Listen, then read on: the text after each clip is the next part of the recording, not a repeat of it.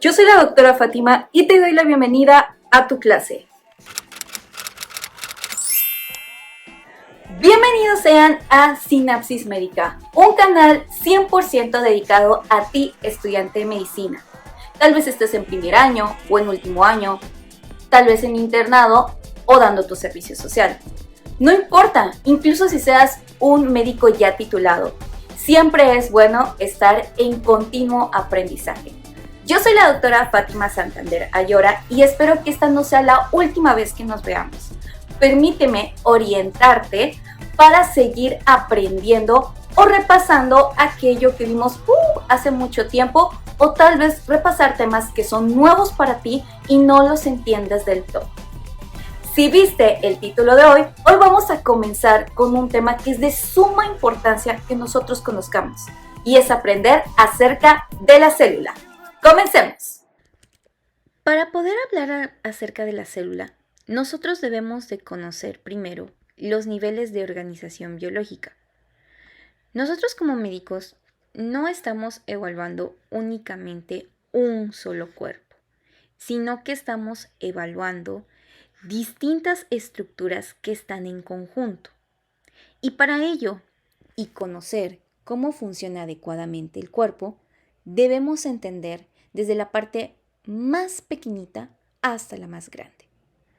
Por eso existen dichos niveles. El primer nivel es precisamente el atómico. El segundo es a través del nivel molecular, puesto que el conjunto de átomos nos dan las moléculas. A raíz de las moléculas nos permitirá la estructura del nivel celular. El conjunto de las células nos darán los tejidos y los tejidos nos darán precisamente los órganos. Los órganos en su conjunto, al final, nos darán los aparatos y sistemas, y todo esto conforma precisamente un cuerpo humano. Ahora, ¿qué cosa es la célula?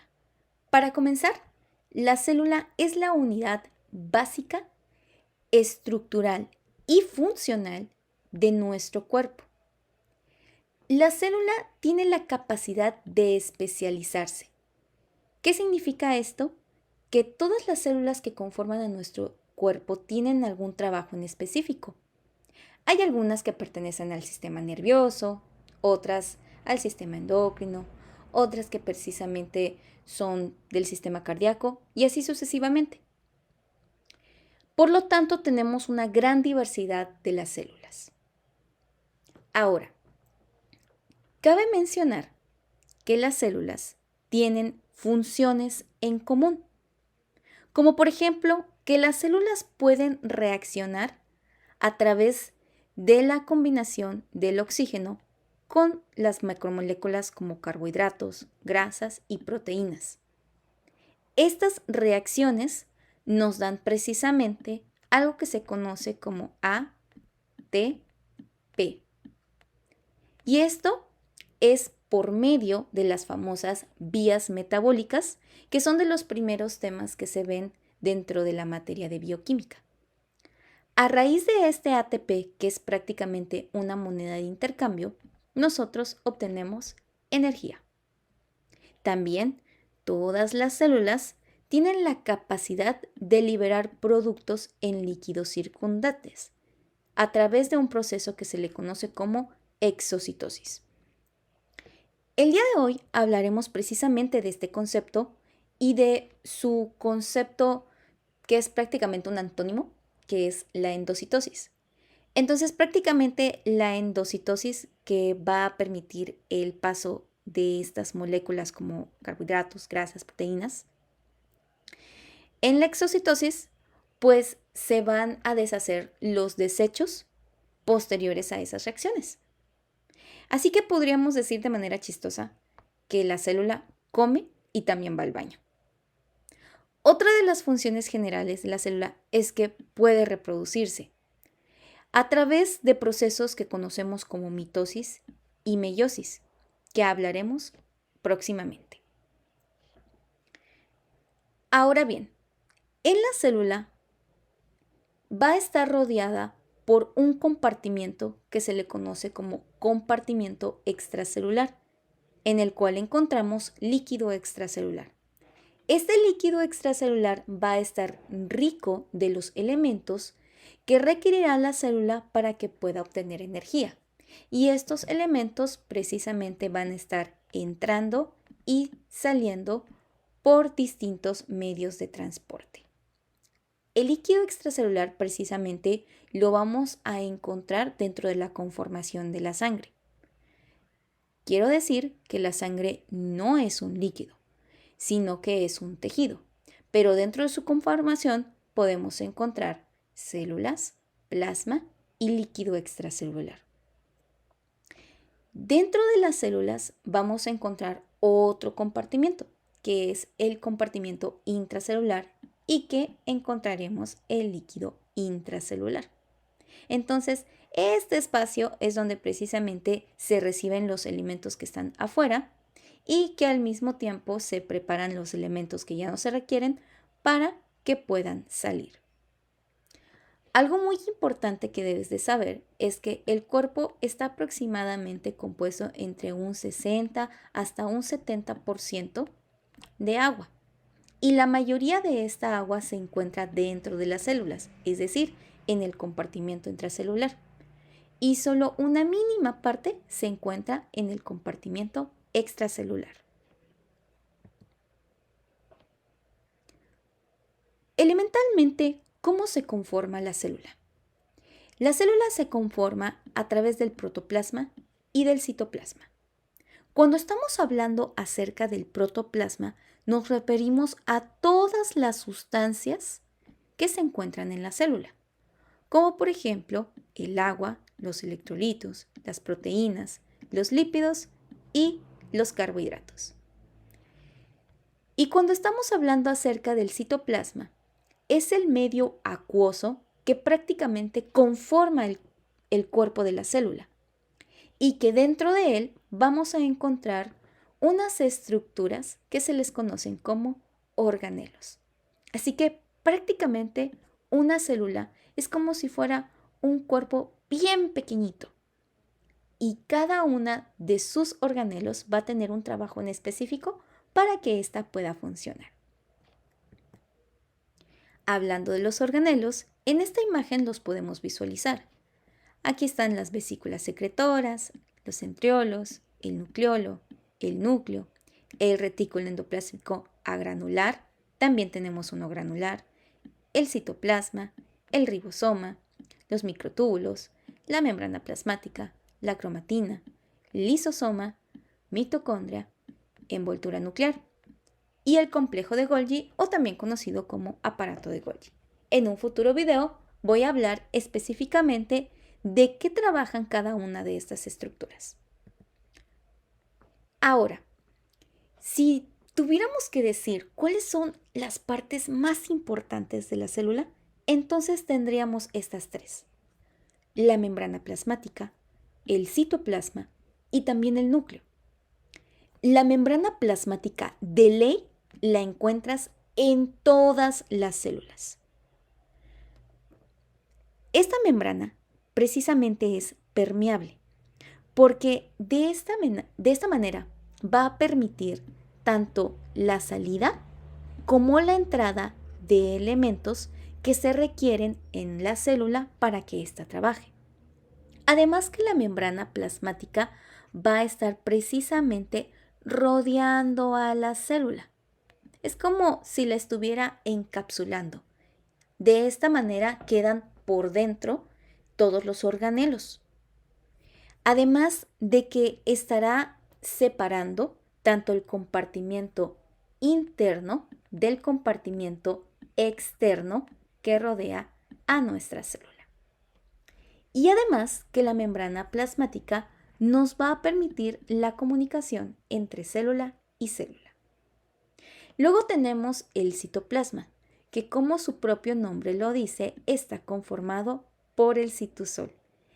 Este elemento que permite que estén de manera organizada y distribuida cada uno de los organelos.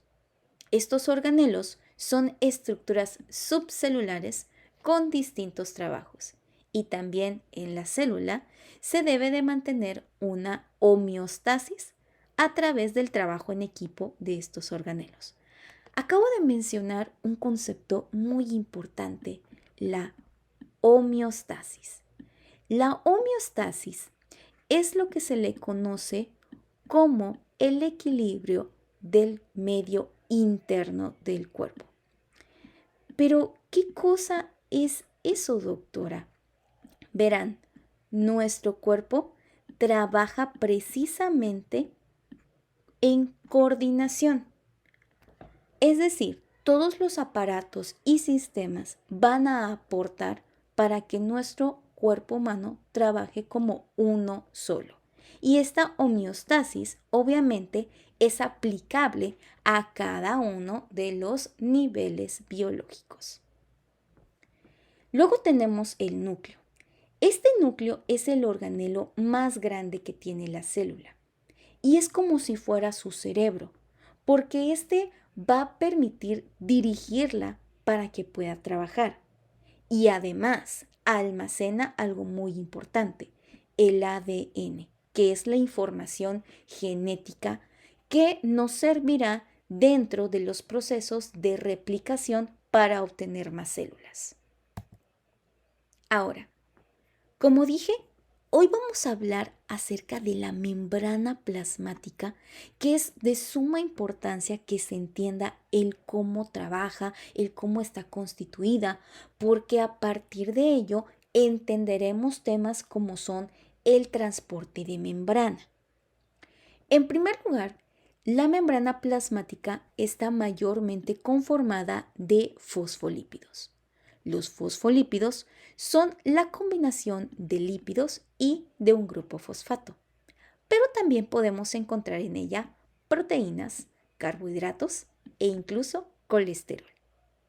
Volviendo con los fosfolípidos, estos tienen una característica que se llama antifipática. Son antifipáticos. ¿Qué quiere decir esto? Que estos tienen la capacidad de tener una parte hidrofílica y una parte hidrofóbica. Cuando estamos hablando de hidrofílica o de que una molécula es hidrofílica, es porque es compatible con el agua. En cambio, cuando estamos hablando de una molécula que es hidrofóbica, significa que no es compatible con el agua y por lo tanto llega a ser compatible más con las grasas.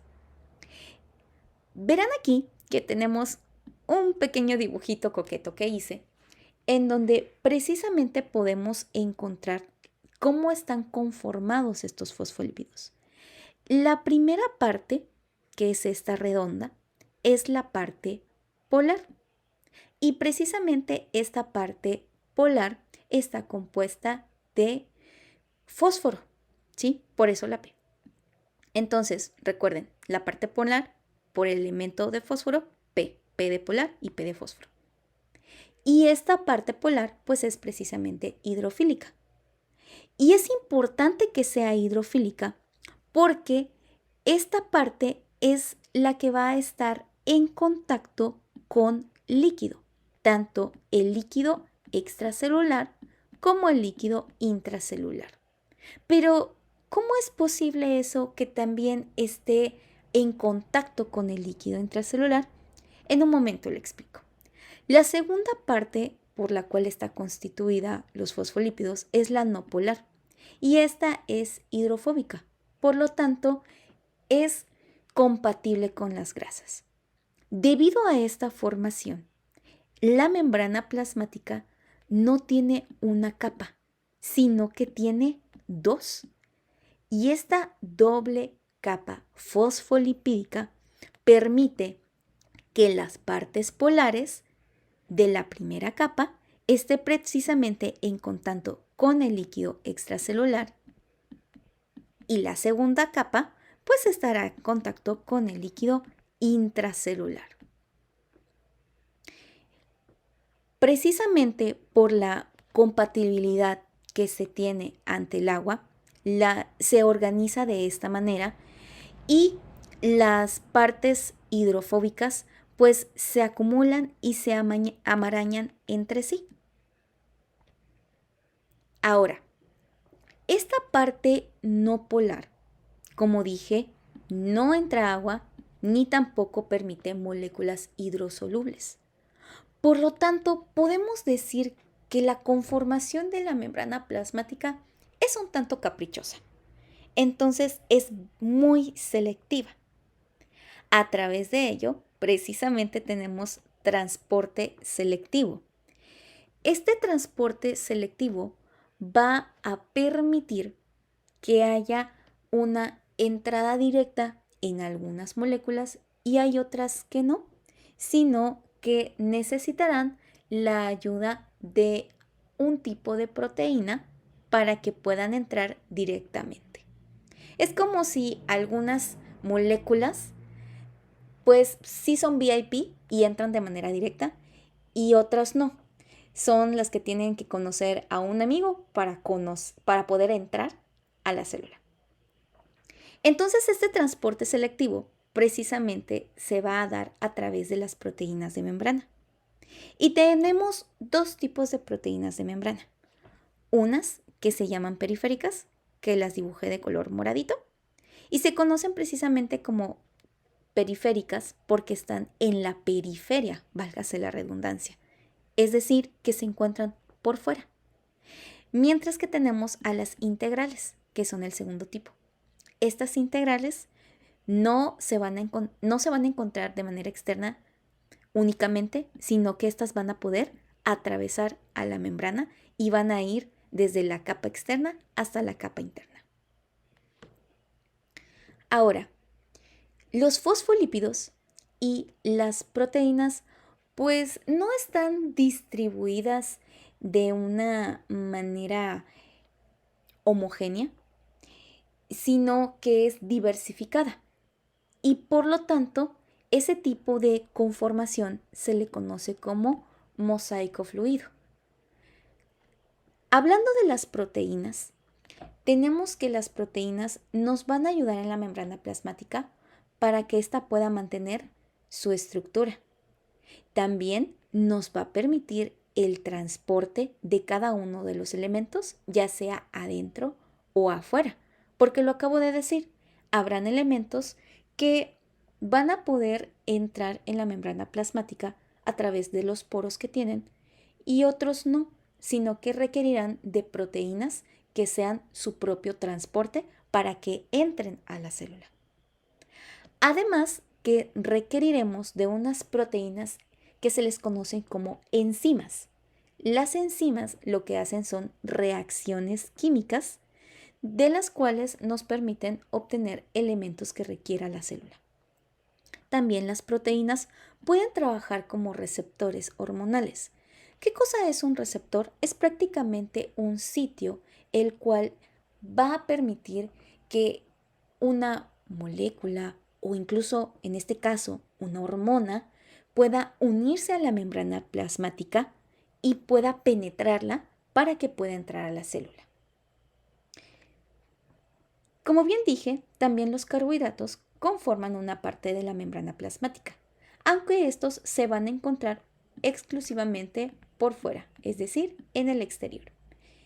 Y podemos encontrar precisamente glucoproteínas y glucolípidos a raíz de la combinación de las proteínas que estructuran a la membrana con los carbohidratos, al igual que la combinación de los lípidos que también conforman a la membrana plasmática y que por eso es que tenemos cierta parte de colesterol que conforma a la célula. El colesterol va a conformar entre un 20 y 25% de la membrana plasmática. Y la peculiaridad que le va a permitir flexionar a la membrana, es decir, que el colesterol da flexibilidad a la membrana plasmática, porque no es una estructura sólida, no, es flexible, para que entonces pueda permitir el transporte de afuera adentro y de adentro afuera. Algo muy importante y como correlación clínica es que hay patologías hereditarias en donde hay una desproporción entre el colesterol y los fosfolípidos. A raíz de ello, entonces, hay células, principalmente las que se ven afectadas son los eritrocitos, que son parte de las células sanguíneas, y al no tener flexibilidad, ¿qué es lo que sucede?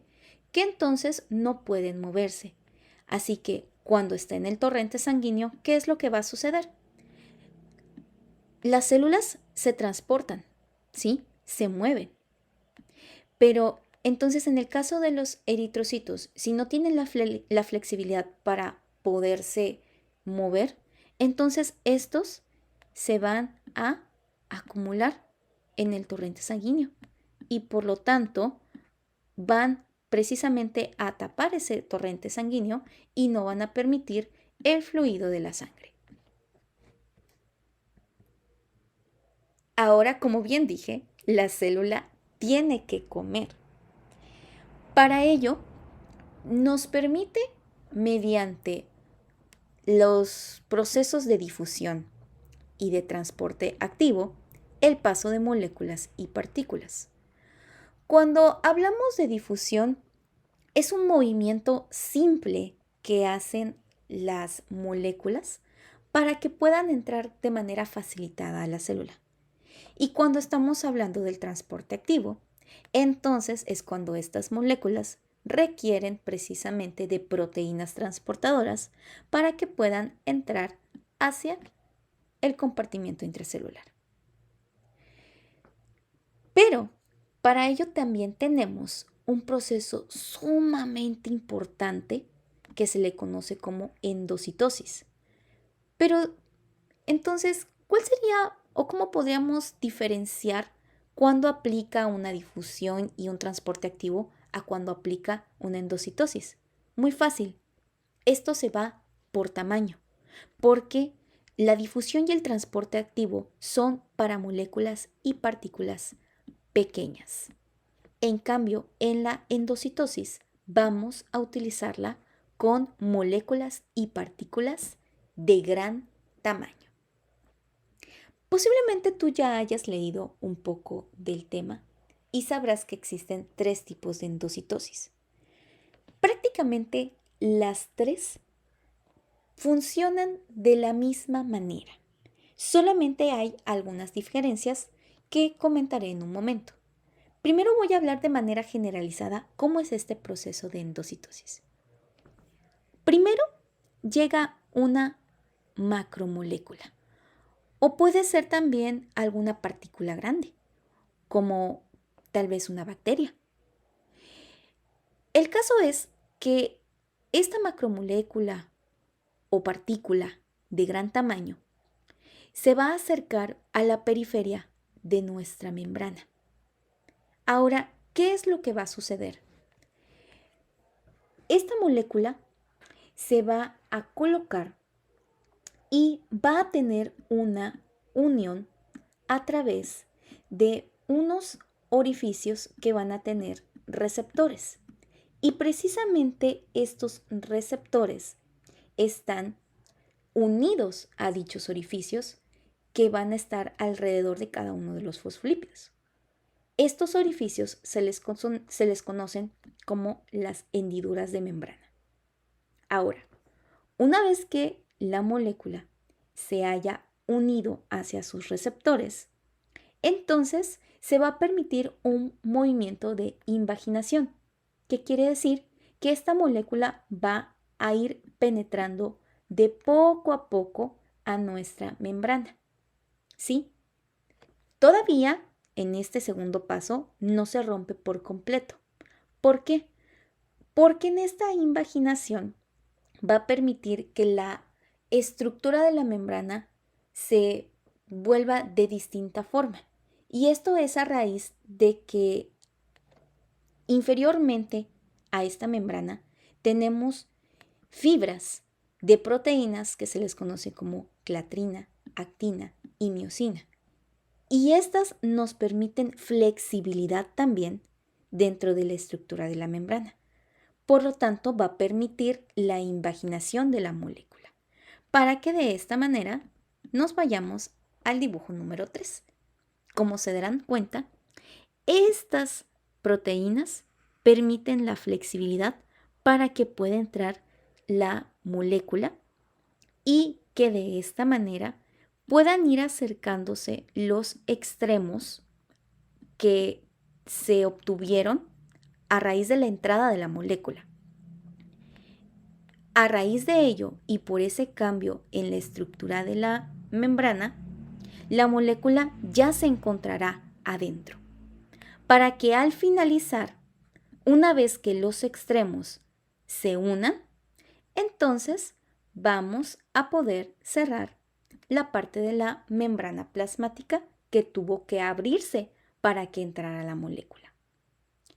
Cabe destacar que durante la entrada de nuestra molécula también entró un poco de líquido extracelular que va a estar rodeando precisamente a nuestra molécula de gran tamaño que ahora ya se encuentra adentro de la célula. Y una vez que ésta entra, va a estar precisamente rodeada por las proteínas que mencionamos, la clatrina, la actina, la miosina, y junto con el líquido extracelular que lo está rodeando, van a formar un pequeño elemento redondo que se le conoce como vesícula. Y esta vesícula va a aportar precisamente la molécula que ya entró. Entonces, así se da la endocitosis. Recuerda, endo de entrar o interno, citosis de célula. Como bien mencioné, hay 3 tipos diferentes de endocitosis. Hay algunos libros que nada más manejan fagocitosis y pinocitosis y hay otros que también mencionan el tercer tipo, que es la endocitosis mediadas por receptores. Elementalmente, como dije, todos estos 3 procesos son prácticamente iguales y hay unas pequeñas diferencias.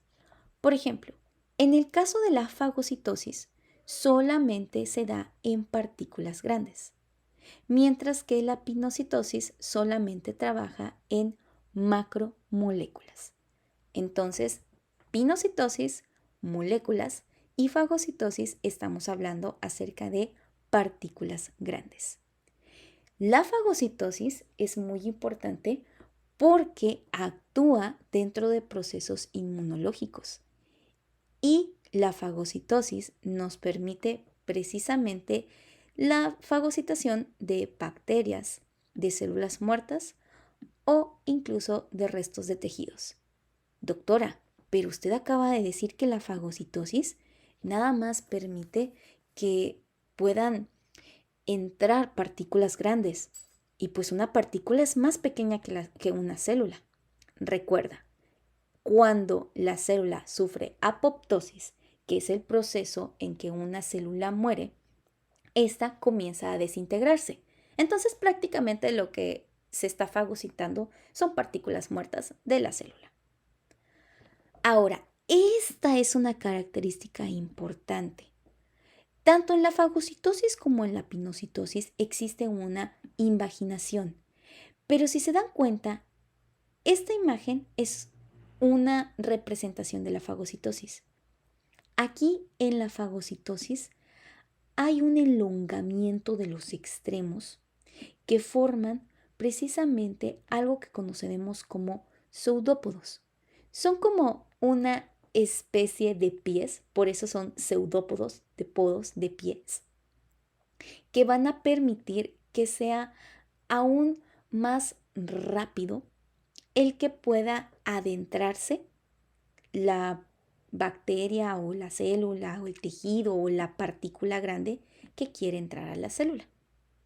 Y de hecho lo que estamos viendo es precisamente un macrófago que lo que está haciendo es rodear a la bacteria por el proceso inmunológico, ya que la fagocitosis se da especialmente entre los neutrófilos, que es un tipo de célula sanguínea, parte de la familia de los leucocitos, y los macrófagos. Y luego tenemos la pinocitosis, que como bien dije, va a permitir la entrada de las macromoléculas. Pero fíjense que la formación de las vesículas de las pinocitosis a comparación de la de los fagocitos son bien pequeñitas. Nada más miden entre unos 100 a 200 nanómetros de diámetro. Y luego la endocitosis mediada por receptores. Su propio nombre lo dice.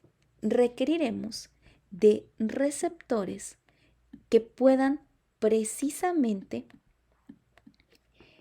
obtener o unirse con las moléculas que quieran entrar.